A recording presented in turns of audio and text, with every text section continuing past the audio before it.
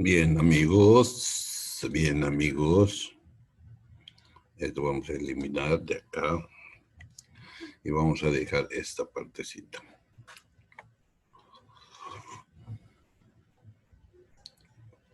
Como no grabé la primera parte.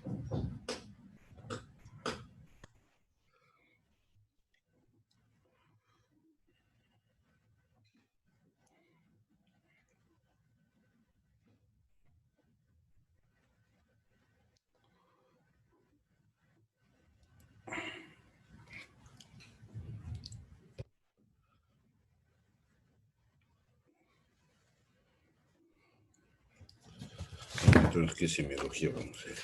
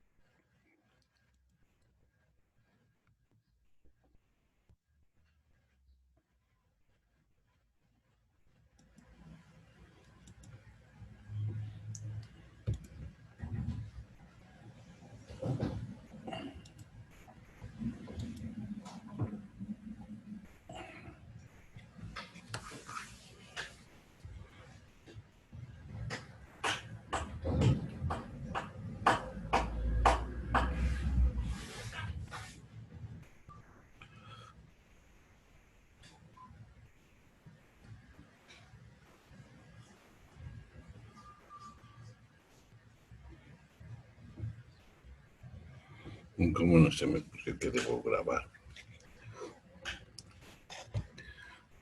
Bien, continuamos entonces. Todavía no estoy grabando. Bien, entonces vamos a continuar mientras llegue. El tema de la auscultación para nosotros es uno de los temas más importantes, el tema de la semiología, debido a que gracias a el uso de una herramienta que es el estetoscopio, vamos a poder percibir algunos ruidos normales y algunos ruidos sobreagregados que nos van a permitir identificar las lesiones o la posibilidad del mal funcionamiento de algún área del sistema cardíaco, ¿no? Entonces, debemos, sobre todo nosotros, a través de la auscultación, facilitar la frecuencia cardíaca. Podemos identificar fácilmente, determinar el ritmo, regular o comparar y hacer coincidencia con el pulso arterial, identificar los focos auscultatorios, como son el foco mitral, el foco tricuspidio, el foco pulmonar, el foco aórtico y el foco mesocárdico o accesorio aórtico, que en muchos de los casos solo se va a presentar en algunas lesiones de la aorta. Normalmente es muy difícil la audición del sonido que se produce a este nivel.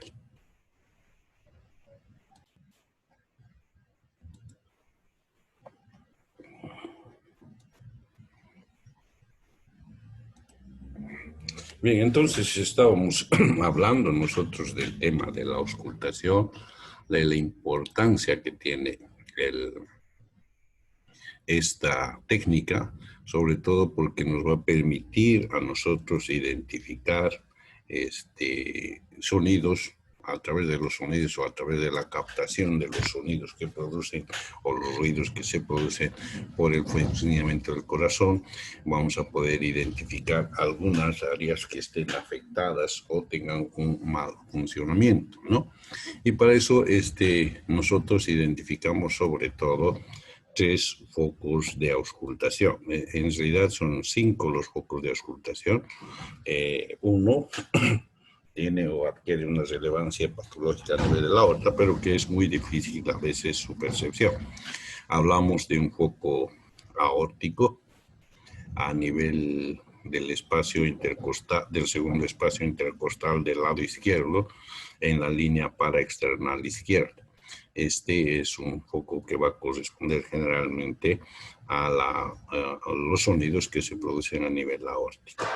En la parte inferior, en el apéndice sifoides, vamos a poder encontrar o escuchar o auscultar sobre todo el sonido que se produce a nivel del foco tricuspidio, ¿no? Un poco más allá, sobre la línea mamilar o medio clavicular, entre el quinto y sexto espacio. En el sexto espacio, en realidad, vamos a encontrar el foco mitral, que correspondería al sonido que se produce en el cierre de esta válvula, ¿no? Un poquito más arriba, en el cuarto espacio, vamos a encontrar el foco HERP, que es el foco aórtico, y que solo los oídos que han tenido mucha práctica, como los cardiólogos, son los que lo pueden percibir. Normalmente los médicos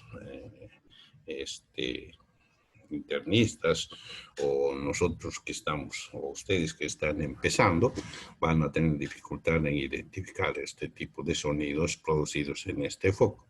Y el otro foco también importante, que es el foco pulmonar, situado en el segundo espacio intercostal, en la línea paraexternal, ¿no? Entonces, estos 4 focos son los focos más importantes a través de los que podemos identificar la presencia, sobre todo, de lesiones por el cambio de los sonidos que se puedan producir. A través de la auscultación de estos focos podemos identificar un primer ruido, podemos identificar un segundo, un tercero y hasta un cuarto ruido. El primero, generalmente está separado del segundo por una pausa de sístole auscultatoria o pequeño silencio, que es más corto que la pausa diastólica, ¿no? O auscultatoria o gran silencio. Entre el segundo y el primer ruido existen diferencias, caracteres de sonidos. El ruido 1 es más prolongado, es grave, se ausculta en todos los focos, pero su máxima intensidad está en el ápice, o está en el punto de la punta del corazón y disminuye en la auscultación ventricular, ¿no? Las vibraciones producidas por el cierre de la base generalmente van a dar origen a este sonido. El ruido 2 más bien es más breve y agudo. Su máxima intensidad está en la base, mejor a la izquierda en niños y a la derecha en los adultos mayores, y que generalmente corresponde al área pulmonar. Existe un desdoblamiento inspiratorio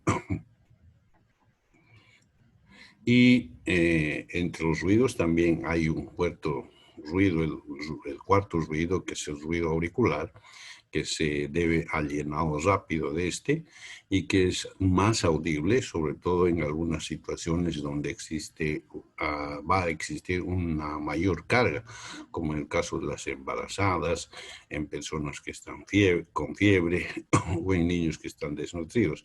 Entonces, en esto sí va a ser posible escuchar muy claramente este cuarto sonido. En otras palabras, es un sonido que lo vamos a identificar generalmente. La técnica en forma sencilla y rápida, o sea, la producción de estos sonidos se va a deber sobre todo al cierre o a la apertura al llenado de la sangre de las válvulas. El primer ruido al cierre de las válvulas tricuspídeas para el llenado ventricular y el segundo ruido al cierre de las válvulas semilunares que van a dar paso a la sangre hacia las pulmonares. El tercer ruido al llenado ventricular rápido y también al cierre. Y el cuarto generalmente se va a oír en personas que tengan un problema cardíaco y que cuando estos son audibles significa que las aurículas están haciendo un trabajo doble o están esforzándose para tratar de compensar el problema que está provocando este ruido. Entonces, característicamente son estos los cuatro ruidos que se van a producir y que generalmente pueden ser audibles siempre y cuando tengamos los ruidos adiestrados y con mucha práctica. Por lo tanto, para nosotros que tenemos muy práctica, o por lo menos para las personas que no tienen práctica, vamos a escuchar el primero y el segundo como ruidos normales. Los otros hay que tener mucha práctica. En este otro gráfico nos grafica la parte que anteriormente nos explica que existen cuatro ruidos y que significa el primer ruido, el segundo, el tercero y el cuarto, que normalmente onomatopeicamente se los dice como un dumloop, que es el primero y el segundo ruido, con un pequeño espacio en el medio que corresponde a la sístole y luego un espacio un poco más prolongado que significaría la diástole y la producción de un nuevo primer ruido para después de un espacio más corto como es la sístole también producirse el segundo ruido. Este es el ritmo cardíaco, estos son los ruidos que se producen generalmente en el funcionamiento cardíaco normal. Para nosotros la identificación de un dumloop, que es lo que normalmente vamos a escuchar sin tener mucha práctica, pero que en la medida en que vayamos haciendo la práctica vamos a poder identificar, por ejemplo, los espacios, el primer silencio corto que va a corresponder a la sístole, el segundo silencio que va a corresponder a la diástole y luego a un silencio corto y así rítmicamente cuando el corazón no tenga ningún problema. En algunas situaciones en las cuales, por ejemplo, existe alguna lesión a nivel del cierre de las válvulas o por estrechamiento de las arterias a través de las cuales va a iniciarse el recorrido de la sangre hacia los tejidos, pueden producirse algunos ruidos que se consideran como anormales o patológicos, ¿no? Estos pueden ser o son conocidos como los soplos sistólicos o soplos diastólicos. Sistólicos, aquellos que se producen desde en el espacio más corto, o sea, en el espacio producido entre el primer ruido y el segundo. Normalmente serían onomatopeicamente un dumps, loop, es más o menos la onomatopeya que nos produciría. El segundo soplo, el soplo diastólico, que correspondería más bien a un dum loop. Entonces, nos significaría que el soplo se está produciendo en el espacio más largo que corresponde al diastólico. Existen varios niveles, ¿no? Varias formas de intensidad de los soplos, y en la medida en que van ascendiendo de intensidad también se hacen mucho más graves. Los cardiólogos, los que tienen mucha práctica en la identificación de estos sonidos, pueden clasificar la intensidad y decirnos la gravedad de el problema que está produciendo este tipo de soplos. En cardiología, en la especialidad de cardiología, es clave la identificación de estos porque nos van a identificar el grado de lesión y la ubicación de los mismos, ¿no? Decíamos que, por ejemplo, el tema a través de la identificación de los soplos nos va a permitir a nosotros la localización, ¿no?, respecto al ciclo cardíaco de estos soplos. Decíamos hace un momento, cuando estábamos explicando los ruidos, que los soplos pueden ser sistólicos cuando se producen en el espacio corto entre el primero y el segundo ruido, ¿no? Entonces, conocemos como soplo sistólico a el que se produce después del primer ruido. Dum, el segundo ruido, loop, ¿no? Ese sería un soplo sistólico. Y el diastólico correspondería al sonido que se produce entre el segundo ruido y el primer ruido siguiente, o sea, en el espacio más largo entre estos dos ruidos, y que correspondería principalmente a un soplo diastólico. Entonces, cuando estamos nosotros haciendo la auscultación a través de el instrumento que hemos dicho se conoce como el estetoscopio, vamos a poder identificar. Esto va a hacerse con la práctica. Es muy difícil identificar estos soplos, sobre todo cuando no se tiene práctica y no se conoce. Creo que en la medida en que vayan ustedes trabajando, vayan ustedes desarrollando la actividad, van a ir aprendiendo la identificación de cada uno de estos, que ya hemos dicho son importantes porque nos van a fijar el grado de lesión debido a la intensidad de estos soplos, que habíamos dicho que se gradúan de un grado 1 hasta un nivel 6, ¿no? Nivel 1 a un nivel 6, y incrementando la gravedad del problema en la medida en que va ascendiendo en el nivel. El nivel 6 es muy poco audible. Diré, el nivel 1 es muy poco audible, que solo les decía que los especialistas, como los cardiólogos, pueden escuchar así con los estetoscopios normales. Nosotros vamos a requerir de otros medios si queremos identificar cómo o tales a estos soplos, ¿no? Entonces decíamos ya con este tipo de que la localización nos va a permitir identificar si son sistólicos o son diastólicos. Entonces, además vamos a poder identificar el lugar donde vamos a poder auscultar, y sobre todo clasificar la intensidad del soplo, que también nos va a orientar en el origen o el lugar de origen de este tipo de ruidos sobreagregados, en este caso los soplos, ¿no? La transmisión o la irradiación sigue a la dirección que corresponde al soplo. O sea, si hay un soplo diastólico, con seguridad va a seguir el camino que está siguiendo la circulación a través del sonido que se produce ya sea en diástole o en sístole. Otra de las cosas que hacemos en los exámenes semiológicos cardiológicos son, sobre todo, realizar un examen cardiovascular periférico.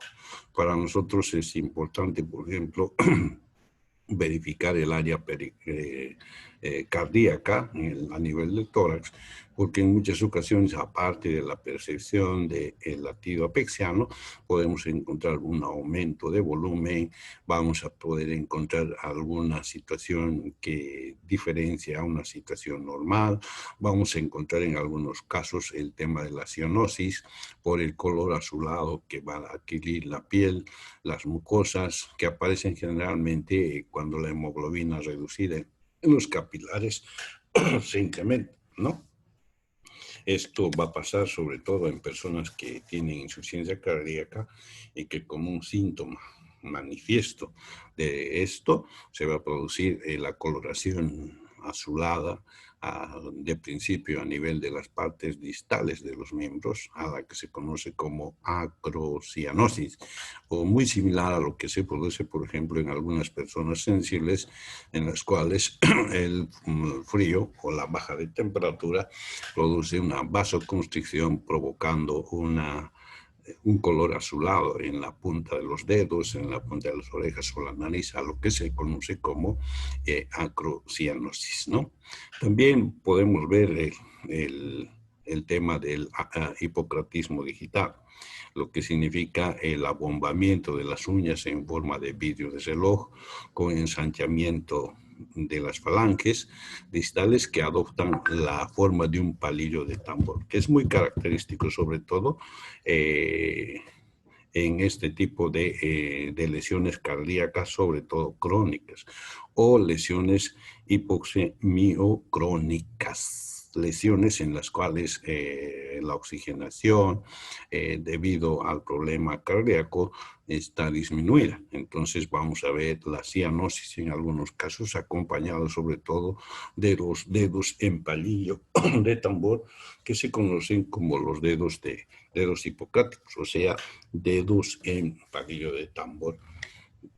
Muy característico sobre todo en pacientes crónicos que están sufriendo lesiones a nivel cardíaco. Ahora, en todo lo que hemos visto, también existe alguna información cuantitativa que se puede tomar en relación a la cantidad o a la volemia que existe en un funcionamiento normal, a la cantidad de hemoglobina y todas estas cuestiones que también nos sirven para la valoración del sistema cardíaco. Pero básicamente cuando estamos hablando nosotros de la semiología cardiovascular, es esta que acabamos de ver, que se va a ir complementando con otros datos que seguramente lo van a complementar cuando ya estén viendo la asignatura como una especialidad o como una materia específica, ¿no? Por ejemplo, en el tema de cardiología, vamos a ver con mucho más detalle todo lo que significa la mecánica circulatoria del corazón, la importancia de los ruidos cardíacos, la presencia de sintomatología concomitante en el nivel respiratorio. No se olviden que la actividad normal del sistema respiratorio está muy ligada al sistema cardíaco. Tal es que en algunos casos, por ejemplo, donde la insuficiencia respiratoria es importante, es el sistema cardíaco, en este caso el corazón, el que intentando compensar, ¿no? La dificultad de oxigenación se hipertrofia, se agranda, tratando de compensar para disminuir la sintomatología que se puede producir por este tipo de patologías. Bien, lo que teníamos que ver hoy día en semiología, ya les decía que íbamos a revisar todo lo que nos va a servir como base y es básico en el tema de la semiología cardíaca. Si tiene alguna pregunta, adelante. No, el tema es muy bueno. Yo tengo algunos recuerdos. Ujú. Entonces voy a revisar este tema que es muy bueno. Sí, es bastante bueno porque te ayuda sobre todo en orientar el diagnóstico, Ah, te ayuda a identificar la importancia que puede haber en problemas a nivel de salud en el sistema cardíaco y que generalmente ajá, están relacionados con lesiones a nivel del sistema respiratorio. Entonces, para nosotros, el hecho de que tú ya aprendas a diferenciar los sonidos del cardíacos normales, que aprendas a diferenciar los puntos de auscultación, son importantes y son parte importante de la semiología. Uno, que nos va a facilitar, digamos, la comprensión. El conocimiento de estos puntos de auscultación que hemos indicado ahora, el funcionamiento, la producción de los sonidos por el cierre de las válvulas tricuspídeas o las semilunares hacia la pulmonar, el llenado ventricular rápido o también la sístole auricular, sobre todo cuando se trata de pacientes que tienen problemas como las embarazadas, las personas que están con fiebre, en los cuales se hace audible, mucho más audible, entonces es importante, ¿no? Decíamos hace rato que el primero, el segundo ruido son los ruidos que fácilmente podemos percibir cualquier persona que no tiene adiestramiento, que no tiene entrenamiento del oído, a diferencia de los otros. Los otros sí hay que tener adiestramiento y práctica para la identificación de estos sonidos. De todos modos, en este gráfico aquí tengo una, un, ¿cómo se llama? El link de un video corto, pero ya. eh, muy detallado, sobre todo de los sonidos que se producen a nivel cardíaco, ¿no? Entonces te recomiendo que puedas ver en YouTube, ahí te van a dar los tonos, la forma, la explicación Sí, que sí. hemos dado acerca de Enviar la los diapositiva, por tonos y favor. todo eso. Bien, si no tienes ninguna pregunta, yo te voy a pasar las diapositivas en unos momentos, una vez que desarrolle el tema de los videos. Está bien, listo. Listo, entonces nos vemos Nos la vemos próxima mañana. clase, o sea, mañana. Mañana. Ya, vale, doctor. Chao, chao. Buenas tardes. Chao, Chao. chao.